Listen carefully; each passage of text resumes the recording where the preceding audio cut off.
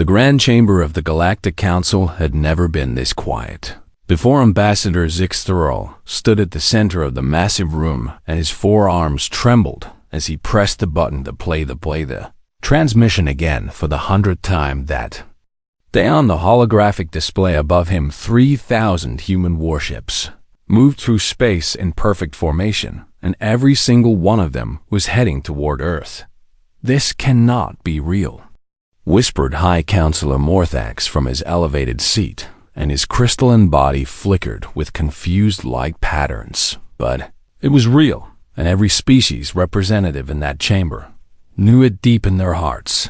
47 different alien races sat in the Grand Chamber that day, and not one of them could understand what they were seeing on that screen.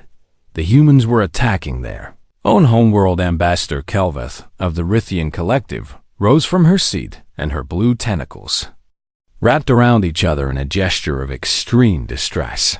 "Have they gone completely insane?" she asked, and her voice echoed through the silent chamber. No one answered her, because no one had an answer to give. Every species in the galaxy had one rule that was never broken, and that rule was simple: you protect your homeworld above everything else. Velnorians had once sacrificed 3 colony worlds to save their home planet from an asteroid. The Gorveth had surrendered half their empire in a war just to keep enemies away from their cradle world. The Veshans had developed technology specifically designed to hide their homeworld from any threat. But the humans? The humans were sending their own warships to attack Earth with weapons that could crack continents and boil oceans. High Counselor Morthax raised one of his crystal arms, and the chamber fell even more silent, if that was possible. "Show us the latest images from our observation probes," he commanded. Zixthrol nodded and changed the display with shaking hands. What appeared on the screen made several ambassadors cry out in horror. Human dreadnoughts hung in orbit around Earth, and they were firing down at the planet's surface with plasma cannons and nuclear missiles. Massive explosions bloomed across the continents, and cities that had stood for thousands of years vanished in bright flashes of destruction. Drop pods fell from the warships like rain, and each one carried human soldiers armed for war. "They are killing their own people," said Ambassador Threlanax of the Vortian Empire, and his insectoid face showed an emotion that might have been nausea. "They are destroying their own cities," added another voice from somewhere in the chamber. "They are burning their own world." The chaos of voices grew louder and louder until Morthax had to use his authority tone to silence everyone. "We must find an explanation for this madness," he declared, and his crystal body pulsed with commanding light. Ambassador Prelax Var stood up slowly, and everyone turned to look at him. Prelax was a Veshan diplomat who had spent 40 years living among humans and studying their strange ways. And he was considered the greatest expert on human behavior in the entire council. His bioluminescent skin glowed with troubled amber colors as he stepped forward to address the assembly. "I have a theory," he said, and his voice was heavy with worry. "Then speak it." Morthax commanded. Prelax took a deep breath and organized his thoughts carefully. "I have lived with humans for 4 decades, and I have seen them do many things that seemed crazy to us, but always made sense to them in the end." He paused and looked around the chamber at all the confused and frightened faces. "Humans do not attack without reason, and they especially would never attack Earth without a very, very good reason." "What reason could possibly justify this?" demanded Kelveth. "I do not know yet," Prelax admitted, and his skin flickered with frustrated orange. "But I believe we are not seeing an attack. I believe we are seeing a liberation." Laughter erupted from several parts of the chamber, and the sound was harsh and mocking. "Liberation? From what?" asked High Counselor Morthax, and even his ancient voice carried a tone of disbelief. "From themselves?" added Ambassador Threlanax with a clicking sound that indicated Sarkis. Prelax did not answer right away because he himself was not sure of the answer. Instead, he requested access to all communications from Earth over the past 6 months, and what he found made his blood run cold. 6 months ago, Earth had been normal with billions of messages flowing out to the colonies every day. Then, 5 months ago, the messages started to change in small ways that most observers would miss. The words were the same, but something was different about them. 4 months ago, the changes became more obvious, and the messages started to feel wrong somehow. 3 months ago, several human colonies reported that visitors from Earth were acting strangely. 2 months ago, all communication from Earth stopped completely, and the planet went silent. 1 month ago, the human fleet began to gather, and Admiral Marcus Chun took command of every ship outside the Sol system, and now the fleet was attacking Earth with everything they had. Prelax turned back to the council with fear in his hearts. Something happened on Earth, he said, and his voice was barely above a whisper. Something terrible happened, and the humans outside the Sol system are trying to stop it. Stop what? Morthax demanded. Before Prelax could answer, another aide rushed into the chamber carrying a data crystal. High Counselor, the aide shouted, and protocol was forgotten in his panic. We found one last transmission from Earth before the silence. You need to see this immediately. The crystal was inserted into the display system, and a video began to play. It showed a street in one of Earth's great cities, and everything looked normal at first, with humans walking and talking and living their lives. Then, a woman in the video turned toward the camera, and her face changed. Her smile stretched too wide until it reached her ears, and her eyes multiplied across her forehead, and her body flickered like it existed in 2 places at once. Video lasted only 3 seconds before it cut to static. The grand chamber erupted into screams and shouts of terror. Several ambassadors fled their seats, and others called for emergency protocols.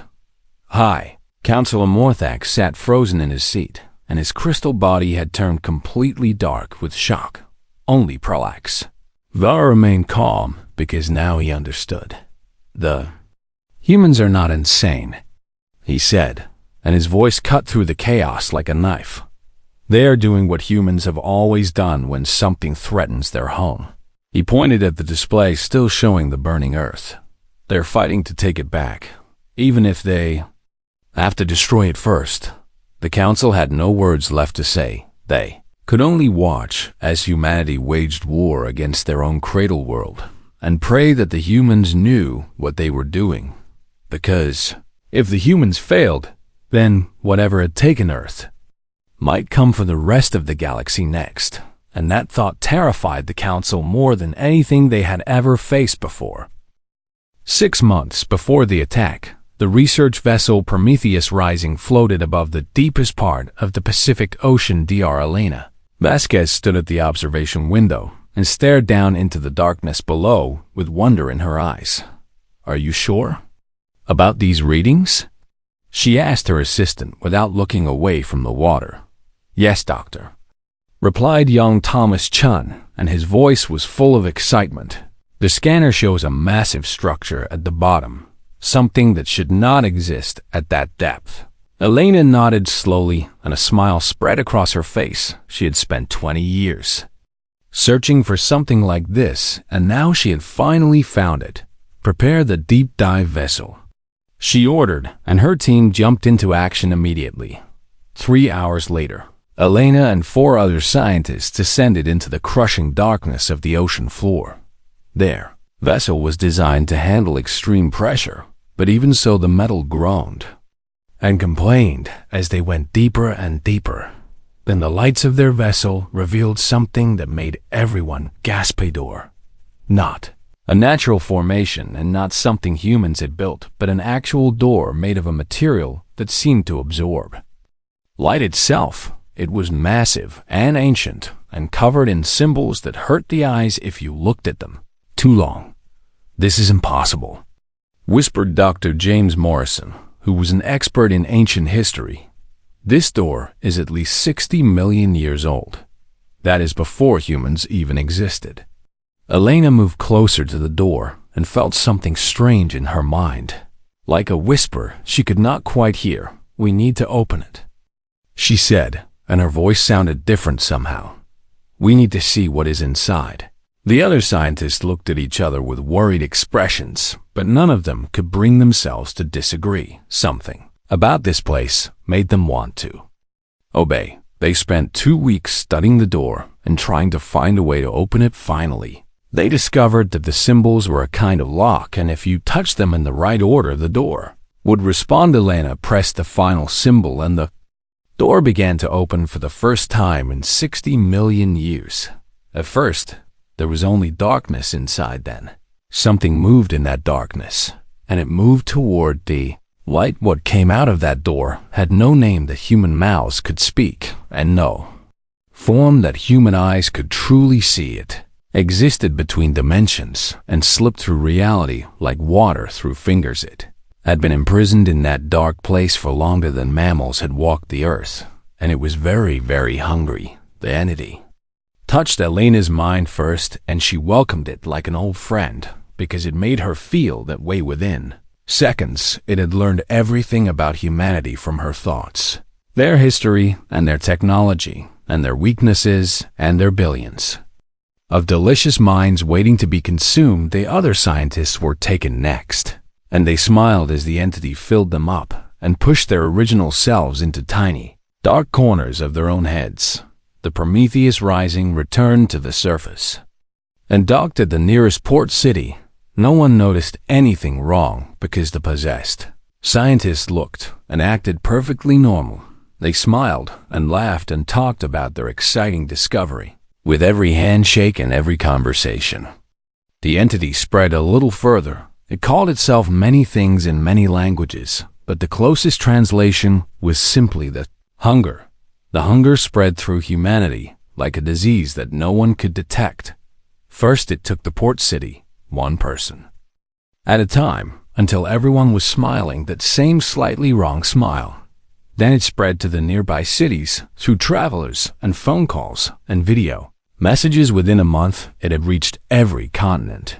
Within 2 months, it had taken most of Earth's population. The possessed humans continued their normal lives because that was the best way to avoid suspicion. They went to work and raised their children and watched entertainment and did everything normal humans did, but behind their eyes was something ancient and cold that was slowly digesting their souls. Admiral Marcus Chun was commanding the outer colony fleet when he first noticed something strange. His wife on Earth had stopped using the little jokes they always shared in their messages. His daughter's communications felt hollow and empty. Somehow his old friends from the academy were all saying the same things in the same way. Then, one day, all communication from Earth just stopped. Luna Base went silent. At the same hour, Mars colony stopped responding to calls. The inner solar system had gone completely quiet. Admiral Chun sent 3 scout ships to investigate and told them to be very careful. 2 of those ships never came back. The 3rd ship returned after a week, and Chun went personally to greet the crew. When the airlock opened, the 5 crew members walked out in perfect unison. They moved at exactly the same pace and turned their heads at exactly the same angle, and when they saw Admiral Chun, they all smiled at the same time, with smiles that were just a little too wide. "Admiral Chun," they said together in one voice that came from 5 mouths. "We have wonderful news from Earth. Everything is fine, and you should come home." Chun felt ice form in his stomach as he looked into their eyes and saw nothing human looking back. "Security!" he shouted, and his guards raised their weapons immediately. The possessed crew members tilted their heads to the side, all at the same angle, and their smiles grew wider. "There is no need for weapons, Admiral. We just want you to come home and join us." Chun drew his own pistol and fired without hesitation. The fight was short and brutal, and when it was over, Chun stood over 5 bodies that had once been his friends. He knew then that Earth was lost not to invasion and not to war, but to something far worse than any enemy he had ever faced. He gathered his senior officers and told them the terrible truth. "Earth has been taken," he said, and his voice was hard as steel. "Everyone we knew and everyone we loved is gone. replaced by something else wearing their faces. The officers stared at him in horror, and some of them had tears running down their cheeks. "What do we do?" "Sir?" asked Captain Sarah Williams-Chen, looked out the window at the stars, and made his decision. "We gather every human ship outside the Sol system, military and civilian and mining vessels. Everything that can fly and fight." He turned back to face his officers with fire in his eyes. "And then we go home and we take our planet back from whatever stole it." "But sir," said Commander Rodriguez with a trembling voice, "that means we will have to fight against billions of our own people." Chun nodded slowly, and the pain in his heart was deeper than any wound. "I know," he said, "but those are not our people anymore. Our people are already dead." He slammed his fist on the table with enough force to crack the surface. "We are going to avenge them and free our world, even if we have to burn it clean." The humans of the outer colonies began to gather their fleet. 3,200 ships answered the calend. Every single one of them knew they were going to war against their own home. It was madness by any reasonable measure, but humans had never been reasonable when it came to protecting what was theirs.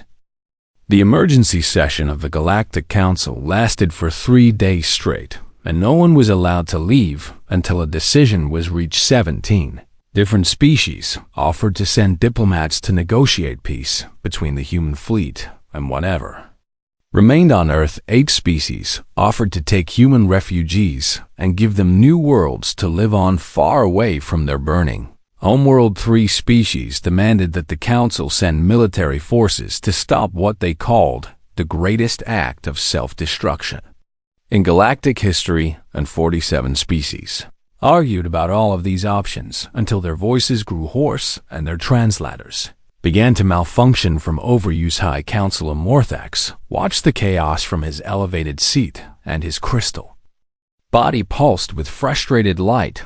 "Order!" he commanded in his authority voice, and the chamber fell silent once again. "We cannot make a decision while shouting at each other like primitive creatures."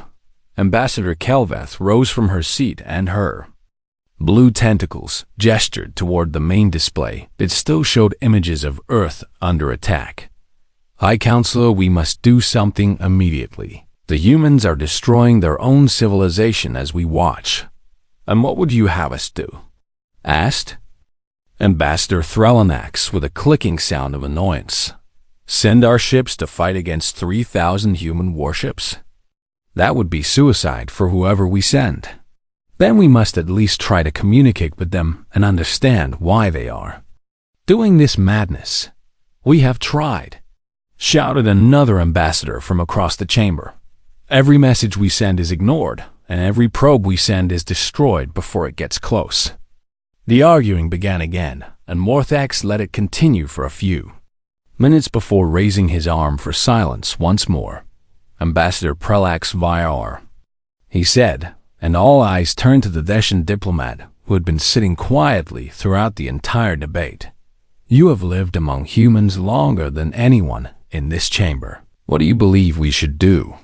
Prelax stood slowly, and his bioluminescent skin shifted through several colors before settling on a deep, thoughtful blue.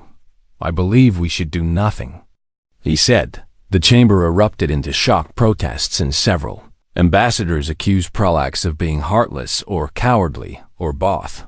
Prelax waited for the noise to die down before he continued speaking. "I do not mean we should not care," he explained, and his voice was calm despite the hostile atmosphere.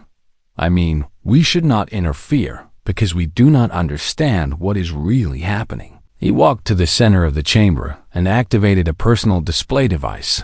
"I have spent the last 3 days studying every piece of data we have about Earth and the human fleet."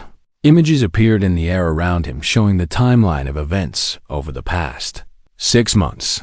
6 months ago, Earth was normal, with billions of messages flowing to the colonies every day. He pointed to a section of the timeline where the data suddenly changed. Then something happened, and the communications began to change in subtle ways. Another section lit up, showing scattered reports from human colonies. Visitors from Earth were reported acting strangely, speaking in unison and moving in coordinated patterns and smiling in ways that made other humans uncomfortable. The final section of the timeline glowed red. Then Earth went silent and Admiral Chan gathered his fleet for what we are now witnessing. Prelax turned to face the council directly. Does this look like madness to you? Does this look like a species that has lost its mind? He shook his head and his skin flickered with passionate orange. This looks like a species that discovered a threat so terrible that they chose to destroy their own world rather than let it spread. Ambassador Calveth rose again with confusion on her face. But what threat could possibly be worth such destruction? Prelax pointed to the frozen image from the video they had seen earlier, the woman with the too wide smile and the multiplying eyes. That, he said simply, something took Earth and replaced its people with copies, and the humans outside the Sol system realized it before anyone else did. The chamber fell into a heavy silence as the implications sank in. High Counselor Morthax leaned forward in his seat. You are saying that the entity in that video has possessed the entire population of Earth? I am saying it is possible, Prelax replied, and I am saying the humans believe it is true, which is why they are willing to burn their own world to stop it. Ambassador Threlanax made a sound of disbelief. No species would destroy their homeworld based on a suspicion. Prelax laughed, and the sound was tired and amazed at the same time. You still do not understand humans at all, he said. Let me tell you something I learned during my 40 years living among them. He began to pace back and forth as he spoke. Humans are not like us. They do not calculate costs and benefits the way we do. When a human family is threatened, the human does not think about survival or logic or reasonable responses. They think about one thing and one thing only, protecting what they love. He stopped pacing and looked around at the alien faces watching him. I once saw a human mother lift a ground vehicle off her trapped child with her bare hands, something that should have been physically impossible. I once saw a human soldier charge an enemy position, alone because his friends were pinned down behind him. I once saw a human pilot crash her damaged ship into an enemy vessel to save a transport full of civilians. His skin blazed with bright white light as he reached his conclusion. Humans do not surrender what is theirs, ever. Not to enemies, and not to impossible odds, and not even to death itself. He pointed at the display showing the battle for Earth. What you are seeing is not madness. It is love. It is grief and rage and determination, all mixed together into something that we cannot comprehend. Those humans are killing their own people because their own people are already dead, replaced by something wearing their faces, and they would rather burn their world to ashes than let that something win. The council sat in stunned silence as they processed his words. Finally, High Counselor Morthax spoke in a voice that was unusually soft. What do you recommend we do, Ambassador Prelax? Prelax turned off his display and returned to his seat. I recommend we watch and pray that the humans succeed, because if they fail, then whatever took Earth will not stay there. It will spread to other worlds and other species. And when that happens, we will wish we had humans to fight for us. The council voted to observe and not interfere officially. They called it respect for human sovereignty. But everyone in that chamber knew the real reason they were afraid.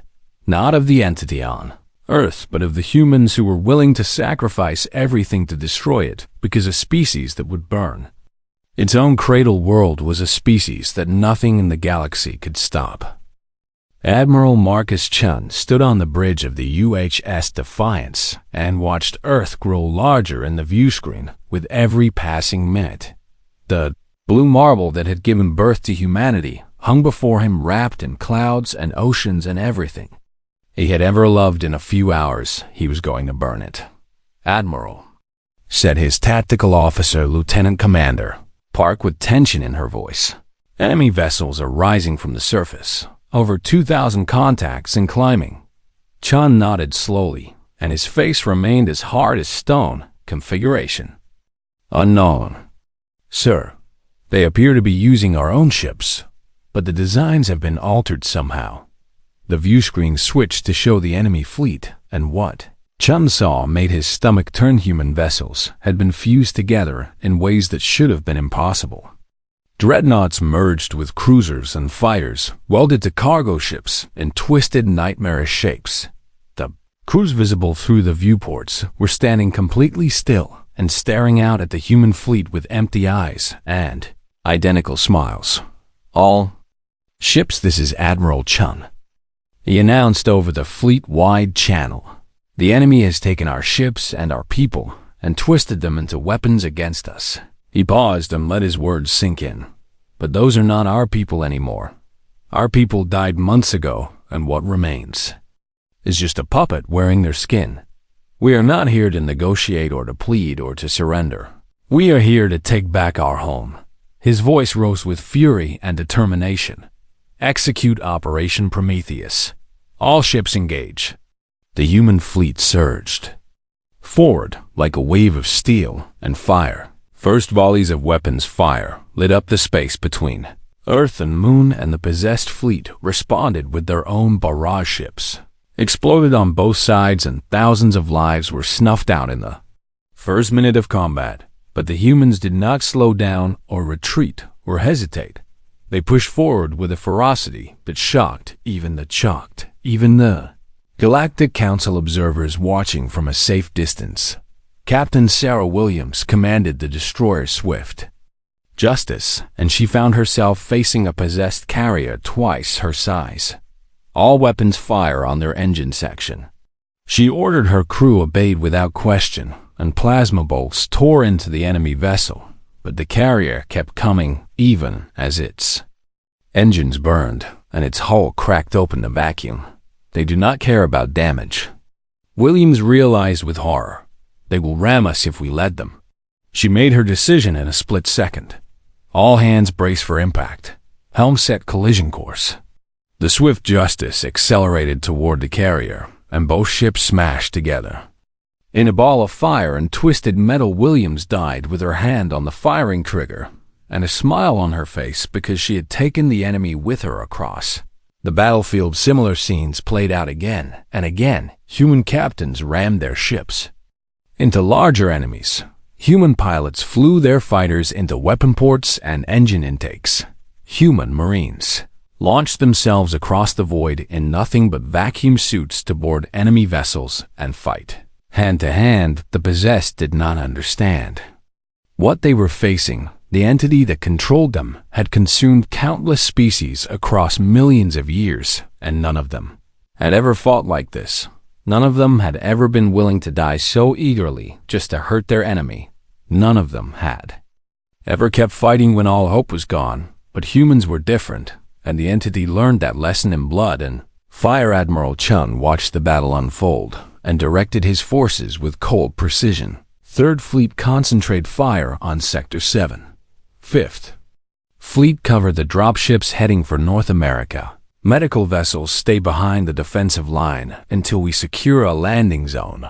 The first wave of ground troops hit the atmosphere 12 hours after the battle began. Drop pods screamed down through the sky and crashed into the ruins of cities that had once been the pride of human civilization. Sergeant Major Antonio Reyes was among the first boots on the ground in what had been New York City. What he found there would haunt him for the rest of his life. The streets were full of people, men and women and children, all standing perfectly still and watching the soldiers with their 2 wide smiles. Contact front, Reyes reported over the radio. Thousands of possessed civilians blocking our advance. The reply came from orbit in Admiral Chun's steady voice. You have your orders, Sergeant Major. Neural disruptors on anyone you can save and standard weapons on anyone you cannot. Reyes raised his neural disruptor and fired at the nearest possessed human. Beam hit the man, and he screamed as the entity's control was broken. For just a moment, Reyes saw the real person inside, terrified and confused, and grateful to be free. Then the man collapsed, and medics rushed forward to carry him to safety. But for every person they saved, 10 more were too far gone to rescue the entity had been inside them too long, and there was nothing left of the original person to bring back. Those ones had to be put down like rabid animals, and every soldier who pulled the trigger died a little inside. The beat fighting lasted for 3 days. Across every continent, humans battled through cities and forests and mountains and deserts. They faced their own friends and family members twisted into monsters, and they did not stop on. The third day, Admiral Chun received a report that made his heart leap with desperate hope. "Sir, we have located the source," said Commander Rodriguez over a static-filled channel. "It is beneath the Pacific Ocean, some kind of doorway that the entity came through. Can we destroy it?" Chun demanded. "Dr. Elena Vasquez is leading a team down there now. She says she can close the door, but it will require a nuclear detonation at point-blank range." Chun closed his eyes and remembered that Dr. Vasquez was the scientist who had opened the door in the first place. She had been possessed along with everyone else on Earth, but somehow when the neural disruptors freed her, she had come back more determined than anyone to fix her mistake. "Tell her to do whatever it takes," Chun ordered, "even if it means she does not come back." Deep beneath the Pacific Ocean, Elena Vasquez piloted her vessel toward the ancient door. She could feel the entity screaming in her mind, trying to take control of her again. But she had been inside its grip once, and she knew its tricks now. She would not fall again. The door loomed before her, massive and dark and pulsing with terrible power. The entity's true form writhed behind it, trying to escape back to safety. "You should not have come to our world," Elena said to the thing that had stolen her humanity, "and you definitely should not have given it back." She armed the nuclear charges and smiled. "Let you out. Now I am putting you back." The explosion collapsed the dimensional rift and sealed the door forever. The entity screamed one last time as it was trapped between dimensions with no way out across Earth. The possessed humans collapsed as the connection to their master was severed. Some of them woke up confused and traumatized, but alive. Most of them simply stopped breathing, as the entity's presence was all that had been keeping their bodies functioning. Admiral Chun watched from orbit as the mushroom cloud rose from the Pacific. The door was closed, and the enemy was defeated, but the cost was written across the face of Earth in fire and ash. 40% of humanity was gone, and those who remained had to live with what they had done to save their world. The dust took 3 months to settle, and when it finally did, the survivors could see what remained of their world. Earth was scarred in ways that would take generations to heal. Cities lay in ruins across every continent, and the oceans still steamed in places where nuclear weapons had boiled the water. The sky was gray with ash, and the sun looked pale and distant through the haze. 4 billion humans had lived on Earth before the entity came. Now less than 2 billion remained, and many of those were traumatized beyond recovery. Admiral Marcus Chun stood in the ashes of what had once been Beijing and stared at the gray sky above with empty eyes. Had won the battle, but he felt no victory in his heart. His son Thomas had died in the Pacific assault. Leading the Marine squad that protected Dr. Vasquez's granddaughter had been among the possessed, and when they freed her, she had no memory of the past 6 months. Only nightmares that woke her screaming every night. His wife had been taken in the first wave of the entity spread, and there had been nothing left of her to save. Chun had given the order to fire on the building where she was hiding with 1,000 other possessed humans. He would carry that weight until the day he died. A shuttle descended from orbit and landed nearby with the markings of the Galactic Council on its hull. Ambassador Prelax Vire emerged from the vessel and walked slowly toward Admiral Chun. His bioluminescent skin was dim with sorrow as he approached. "Admiral Chun," Prelax said, and his voice was gentle. "The Galactic Council has sent me to offer our assistance." Chun turned to look at the alien diplomat, and Prelax flinched at what he saw in those human eyes. There was no madness there, and no grief that he could recognize. There was something harder, Something that had been forged in fire and loss and would never break. What kind of assistance? Chun asked, and his voice was flat and tired. Reconstruction materials and medical supplies and colony ships. If your people wish to relocate to safer worlds, Prelax hesitated before continuing. The Council believes that Earth may be too damaged to support human civilization anymore. Chun laughed, and the sound was harsh and broken. Too damaged? He repeated, Ambassador. I have fought in wars across a dozen star systems, and I have seen worlds burned to glass by enemy weapons. He gestured at the ruined city around them. This is our home. We were born here, and our ancestors are buried here, and our children will grow up here. We are not leaving. Prelax nodded slowly because he had expected this answer. Then we will provide whatever aid you need to rebuild. He paused, and his skin flickered with curious blue light. The Council also wishes to understand how. You did it. Did what? How you found the strength to destroy your own world in order to save it. Chun was quiet for a long moment, and his eyes moved across the devastation before them. Human survivors were already working in the ruins, clearing rubble and setting up shelters and organizing supply lines. Even now, with everything destroyed, they refuse to stop moving forward. You want to know our secret? Chun finally said. He smiled, and it was a tired, broken, undefeated smile that Prelax would remember for the rest of his long life. We are not sane, Ambassador. We never have been. We are just too stubborn to let anything else decide when we die or how we live. He turned and began walking toward the nearest group of workers. Tell your council that humanity thanks them for the offer of aid. But tell them also that we will rebuild Earth ourselves if we have to. We always do. Prelax watched him go, and then returned to his shuttle with a heavy heart. He spent the journey back to Council Space composing his report. When he finally presented it to the assembled representatives, his words changed the way the galaxy thought about humans forever. The humans have retaken Earth, he announced to the silent chamber. They have paid a terrible price. Billions dead and their homeworld scarred, perhaps beyond full recovery. But they have won. He activated his display and showed images of the reconstruction already beginning. Humans building shelters from the rubble of destroyed buildings. Humans planting crops in soil that was still warm from nuclear fire. Humans caring for the survivors of possession and helping them remember how to be human again. I have one recommendation for this council, Prelax said, and I urge you all to take it very seriously.